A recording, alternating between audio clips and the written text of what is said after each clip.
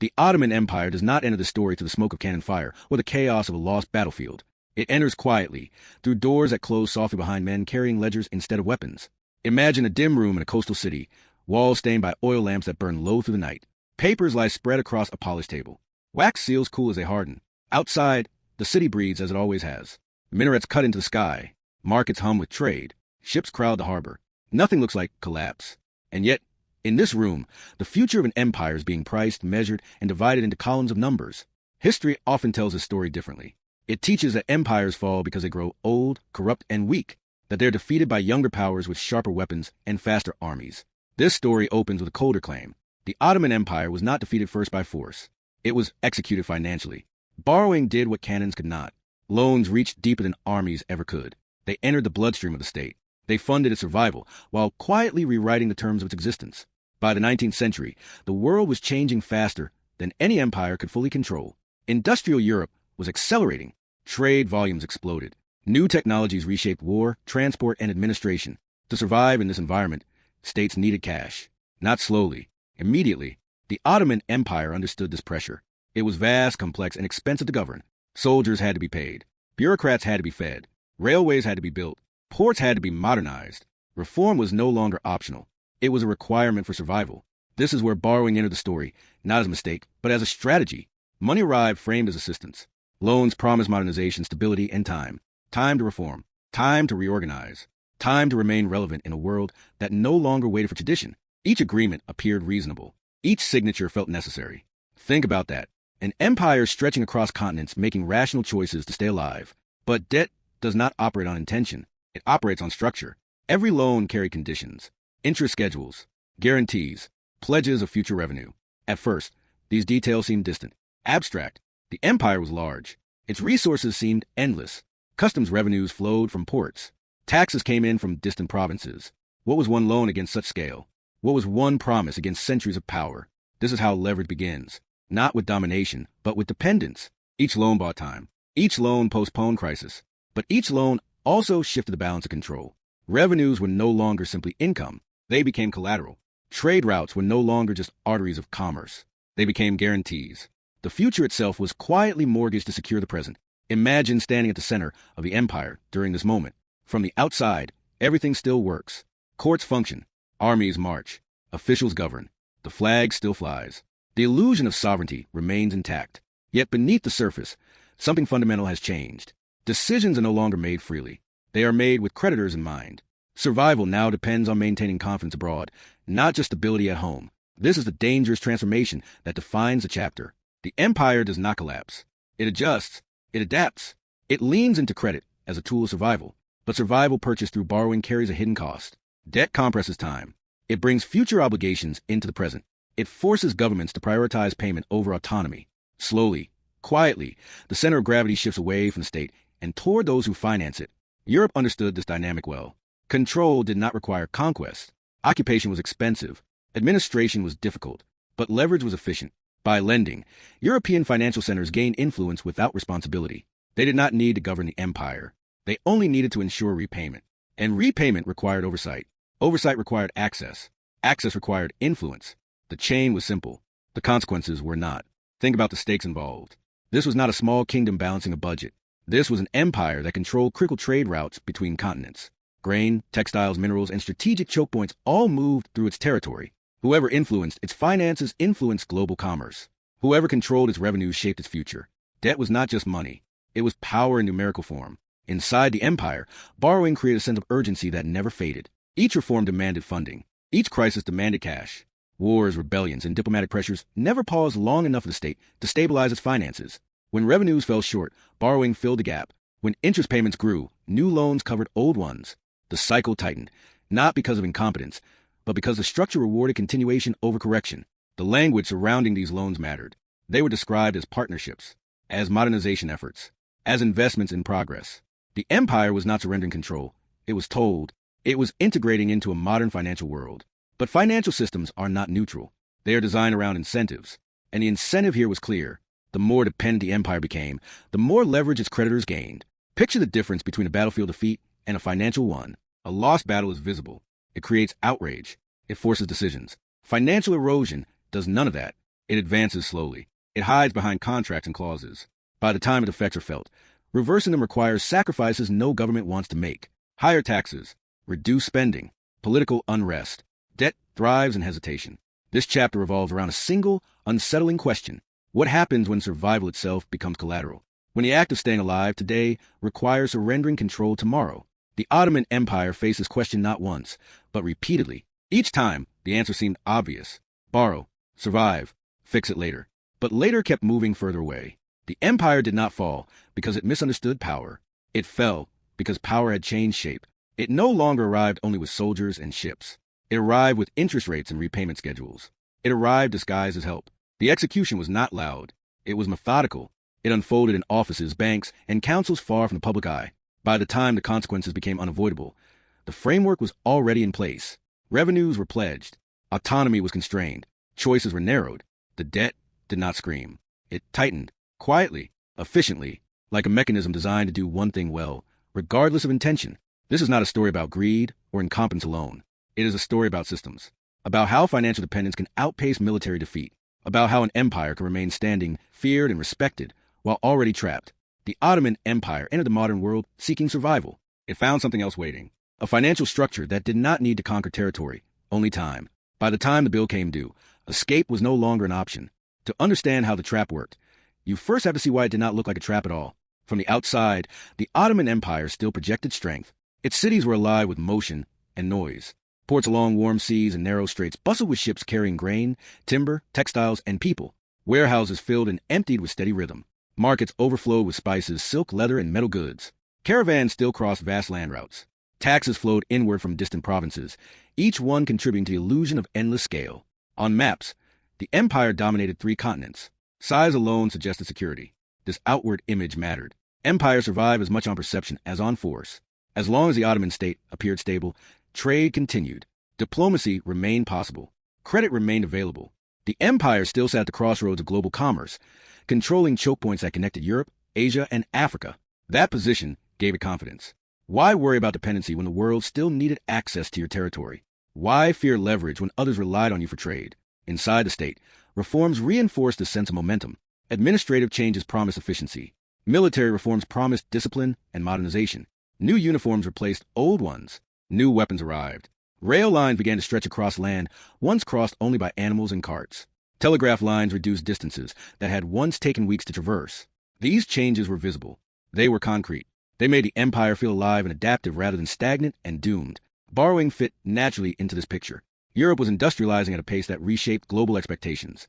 Speed mattered now. Delay meant falling behind. The Ottoman leadership understood this. To compete, they needed capital quickly. Domestic revenues were substantial, but they moved slowly. They were tied to harvest cycles, regional administration, and political negotiation. Credit, by contrast, arrived fast. It bridged the gap between ambition and capacity. Think about the logic at work. If borrowing allows railways to be built sooner, trade expands faster. If trade expands, revenues increase. If revenues increase, loans can be repaid. On paper, it made sense. Borrowing was not desperation. It was strategy, a calculated move to accelerate modernization and preserve influence in a rapidly changing world. This is where the illusion deepened. The empire did not borrow because it was weak. It borrowed because it was trying to remain strong. That distinction matters. Weak states borrow to survive collapse. Strong states borrow to maintain position. The Ottomans believed they were doing the latter. They saw credit as a tool, not a threat, a means to control time itself by pulling future growth into the present. But debt has a second layer that is easy to ignore when confidence is high. It does not only demand repayment, it demands priority. Interest must be paid before salaries. Guarantees must be honored before reforms. Over time, financial obligations begin to compete with governance itself. The empire did not feel this immediately. At first, revenues were enough. Trade was strong. The machine still ran. As borrowing continued, however, the structure of income quietly changed. Certain revenues were pledged directly to service debt.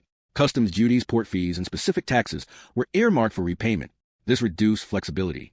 Money that once flowed freely into the state now followed predetermined paths. The empire still collected taxes, but it no longer decided freely how all of them were used. This is the hidden cost of modernization through credit. Every reform increased complexity. Every improvement increased maintenance costs. Railways needed upkeep. Armies needed supplies. Administrations needed salaries. These recurring expenses locked the state into a high-cost structure. When revenues fluctuated, there was little room to adjust. Borrowing filled the gaps again, reinforcing dependence rather than resolving it. From the outside, none of this was obvious. Ships still arrived. Soldiers still marched. Officials still governed. The empire looked modernizing, not declining. This visibility masked vulnerability. Financial dependence rarely announces itself with collapse. It announces itself with continuity. Things keep working, just differently. The belief in scale also played a role. The empire was enormous. Leaders assumed that its sheer size would absorb financial shocks. A poor harvest in one region could be offset by abundance in another. A temporary disruption could be managed. This assumption had worked for centuries. What changed was not size, but speed. Global markets moved faster. Capital moved faster. Crises spread quicker than administrative systems could respond. Debt compressed time. Payments did not wait for good harvests or political stability. Interest schedules followed calendars, not circumstances. When revenues lagged, pressure increased immediately. The empire could not pause repayment without consequences. Confidence mattered more than comfort. As long as creditors believed repayment would continue, the system held. Losing that confidence threatened everything. This placed the state in a permanent balancing act. It had to appear stable, modern, and reliable at all times. Political decisions were filtered through financial impact. Military choices considered not only strategy, but cost. Diplomacy weighed not only alliances, but market reactions. The illusion of strength became something that had to be actively maintained. Think about the psychological effect of this environment. Leaders were no longer just governing people and territory. They were managing perception in financial centers far away. Failure was not defined only by rebellion or defeat. It was defined by missed payments and shaken confidence. That is a different kind of pressure, one that reshapes priorities silently. What made the situation especially dangerous was how rational it felt. There was no single moment when borrowing appeared reckless. Each decision was incremental. Each loan addressed a specific need. A railway here, an army expense there, a reform package that promised long-term savings. The problem was cumulative. Obligations stacked faster than structural change could reduce costs. Modernization through credit assumes that growth will outpace debt. That assumption depends on stability. The Ottoman Empire did not operate in a stable environment. Wars disrupted trade. Political unrest interrupted administration. Global prices fluctuated. Each disruption slowed revenue growth, while obligations remained fixed. The gap widened quietly. From a distance, observers still saw an empire adapting to modernity. From within, officials began to feel constraint. Choices narrowed. Options disappeared. The empire had built a powerful exterior on a fragile interior structure. It was standing, but it was leaning. This chapter is about that illusion. The illusion of strength sustained by borrowed time. The illusion that scale protects against dependency. The illusion that modernization financed by credit automatically produces independence. None of these illusions collapse immediately. They persist. They reassure. They delay recognition of risk. The Ottoman Empire did not fail to see the future. It saw it clearly and tried to reach it quickly. The problem was the path chosen to get there. Borrowing shortened the distance, but it also narrowed the road. Each step forward reduced room to maneuver. Each success made retreat harder. By the end of this phase, the empire still looked formidable. Its institutions functioned. Its territory remained vast. Its reforms impressed observers. But beneath that surface, the foundation had shifted. The empire was no longer standing entirely on its own resources. It was standing on promises. Promises made to sustain an image of strength in a world that rewarded speed over caution. And that is the danger of illusion. It does not lie outright. It tells the truth selectively. The empire was strong. It was modernizing. It was active, but it was also exposed. A vast structure resting on credit, balanced carefully, hoping that nothing would shake it too hard. The first signs of failure did not appear on the borders. They appeared in the margins, in columns of figures that no longer aligned, in schedules that slipped, in payments that arrived late, then barely at all. The empire still looked intact from the outside, but inside its financial machinery began to strain. Interest compounded quietly, indifferent to circumstance. Exchange rates shifted in ways administrators could not control. Wars disrupted trade routes that revenues depended on. Harvests fluctuated. Expenses rose faster than income. The books no longer balanced, and no reform could change that quickly enough. This is the core mechanism that turned borrowing into a trap. Debt assumes continuity. It assumes predictable revenue, political stability, and uninterrupted trade. The Ottoman Empire had none of these in reliable measure. Every crisis forced the state to choose between default and further borrowing. Default threatened confidence. Confidence determined access to capital. Access to capital determined survival. So borrowing continued, not as ambition now, but as necessity. Old loans were serviced with new ones. Interest payments consumed growing portions of revenue. What had once been a tool became an obligation that dictated policy. The empire no longer borrowed to grow. It borrowed to stand still. Think about that shift. Growth creates options. Survival eliminates them. As pressure mounted, creditors demanded assurance. Not promises, but mechanisms. Guarantees replaced trust. Oversight replaced autonomy. Foreign financial representatives began to appear, not as conquerors, but as supervisors. They asked simple questions. Where does this revenue come from? How is it collected? How can repayment be ensured regardless of political disruption? The answers reshaped governance. Specific income streams were isolated and assigned directly to debt service, customs revenues from major ports, taxes on salt, tobacco, or trade goods. Money that once entered the general treasury now bypassed it entirely. Collection systems were reorganized to prioritize creditors. Imagine that reality. Taxes gathered from local populations flowing outward before the state itself could allocate them. This was not occupation. It was extraction, and it operated with remarkable efficiency. European creditors did not need to manage provinces or enforce laws. They needed only to secure revenue flows. Local administrations were left intact, but their financial freedom was gone. Sovereignty remained in name, but control was conditional. The empire still governed its people, but it no longer governed its money. That distinction is fatal for any state. Without control over revenue, policy becomes reactive. Investment becomes impossible. Crisis management turns into improvisation. Every decision must consider creditor response before public need. Railways illustrate this shift clearly. Built with borrowed funds, they were symbols of progress. They moved goods faster. They connected regions. But they were also designed to extract value efficiently. Raw materials flowed outward toward ports. Manufactured goods flowed inward. The infrastructure served trade patterns aligned with creditor interests, not domestic development priorities. Modernization continued, but it no longer belonged entirely to the state. Ports told the same story. Customs offices became critical nodes of control. Whoever controlled customs controlled cash flow. As oversight increased, financial decisions were effectively externalized. The empire became a conduit to which value passed, rather than a system that captured and reinvested it freely. This was a turning point. Not a lost war, not a rebellion, a default. When the empire could no longer meet its obligations on schedule, the balance shifted decisively. Creditors moved from influence to authority. Financial oversight formalized. What had been leverage became governance. Think about the elegance of this process.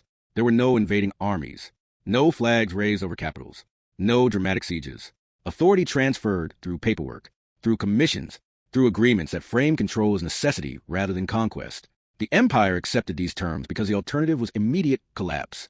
From that moment, political independence became constrained by financial reality. Diplomatic choices were filtered through economic consequences. Military campaigns required approval through funding channels.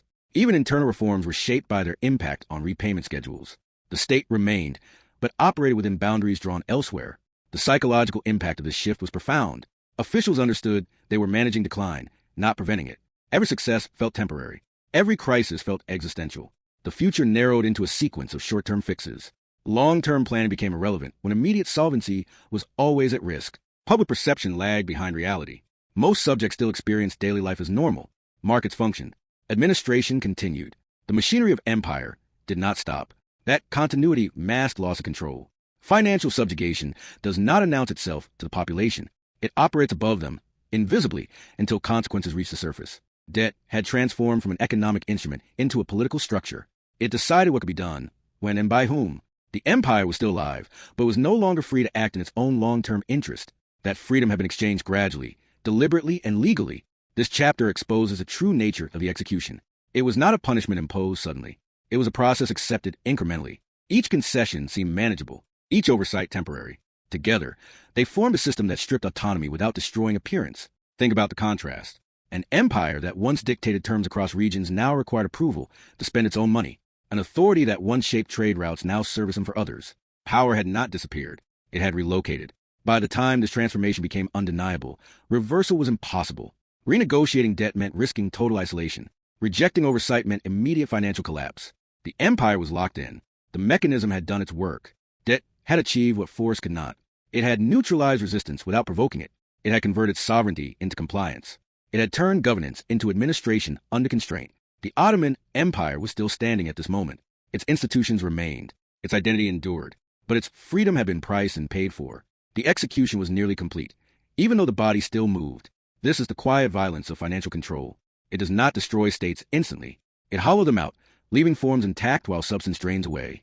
What follows is not sudden death, but managed decline. By the end of this chapter, the empire exists in a new condition, alive, functioning, recognizable, and yet fundamentally altered. It has crossed the line from independent power to managed entity, from actor to object. The next stage does not require further conquest. It only requires time. Collapse did not arrive with a single moment of shock. It arrived as a sequence of narrowing choices. Provinces became harder to govern as resources thinned. Military campaigns exposed limits that could no longer be concealed by borrowing. Each crisis demanded money that the state no longer controlled freely. Decisions that once belonged to imperial authority now require permission, negotiation, or delay. The empire still existed, but struggled to act. It was not defeated. It was constrained. As financial oversight deepened, political weakness followed. Regions at the edges of the empire sensed it first. When central authority cannot fund administration or defense reliably, loyalty erodes. Local leaders adapt. External powers intervene. Borders begin to soften before they break. Wars that might once have been managed became existential tests. Without independent control of revenue, recovery was impossible. Every conflict accelerated decline. The final disintegration looked sudden only in hindsight. In reality, the empire had been hollowed out long before its borders were redrawn. By the time territories were lost, the state had already surrendered the mechanisms that could have saved them. The execution was complete before the fall became visible. What remained was a form of an empire without the freedom that once defined it. The aftermath followed the same financial logic. Influence replaced sovereignty. External powers shaped outcomes along the lines that had already drawn. New political entities emerged carrying obligations they had never chosen. Trade routes were reorganized. Economies were reoriented outward. The empire disappeared, but the structures built during its dependency endured. Debt outlived the state that incurred it. This is where the story reaches beyond history. The Ottoman Empire's fatal borrowing was not an anomaly. It was an early example of a system that would become familiar. Power in the modern world does not always arrive with soldiers. It arrives with contracts, conditions, and access to capital. Control is exercised not by occupation, but by influence over revenue and decision-making. Imagine a nation today that still flies its flag, still governs its people, still collects taxes. On the surface, it appears sovereign, yet its budget is written with creditors in mind. Its policies are shaped by market reactions. Its future is constrained by obligations signed years earlier. Think about that. The form of independence remains, while its substance quietly erodes. The lesson is not that borrowing is evil. It is that dependency is cumulative. Each concession narrows the next choice. Each delay makes reversal harder. The Ottoman Empire did not collapse because it borrowed once. It collapsed because borrowing became the condition for survival. When survival itself depends on external approval, sovereignty becomes temporary. Empires can survive defeat. They can recover from lost wars and internal unrest. What they rarely survive is structural dependency. Once control over money is lost, control over destiny follows. The Ottoman Empire story is a warning written not in blood, but in ledgers. Quiet, legal, relentless. If the story changed how you see power, history, and money, subscribe for more cinematic explorations of the forces that shape the world beneath the surface. And if you believe these lessons matter today, share this story so others can see how empires really fall.